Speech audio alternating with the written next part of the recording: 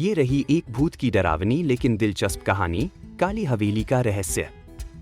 उत्तर भारत के एक छोटे से गांव में एक पुरानी हवेली थी, जिसे लोग काली हवेली कहते थे। गांव वालों का मानना था कि वहां रात को अजीब आवाजें आती हैं, कभी किसी के हंसने की तो कभी किसी के रोने की।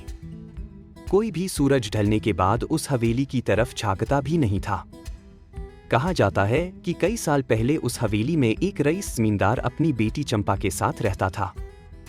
चंपा बहुत सुंदर और मासूम थी, लेकिन एक दिन वो अचानक गायब हो गई। कई दिनों की खोजबीन के बाद भी उसका कोई पता नहीं चला। जमींदार ने दुख में खुद को कमरे में बंद कर लिया और कुछ ही समय में उसकी भी मौत हो गई। तभी से हवेली में अजीब घटनाएं होने लगीं। कई सालों बाद एक लड़का, अर्जुन, शहर से गांव में अपने नाना नानी के पास छुट्टियों में आया। उसे भूत प्रेत की कहानियों में बड़ा मजा आता था।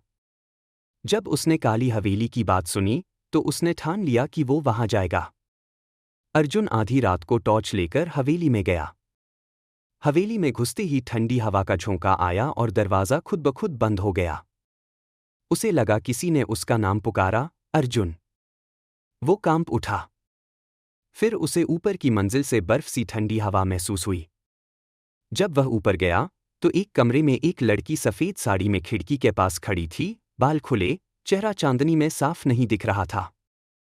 तुम कौन हो? अर्जुन ने हिम्मत करके पूछा। लड़की ने धीरे से मुड़कर कहा, मैं चंपा हूं। मुझे इंसाफ चाहिए। मेरे कातिल को अब तक सजा नहीं मिली। कहानी यहां से और रहस्यमयी होती जाती है। अगर चाहो तो इसका अगला भाग भी लिख दूं।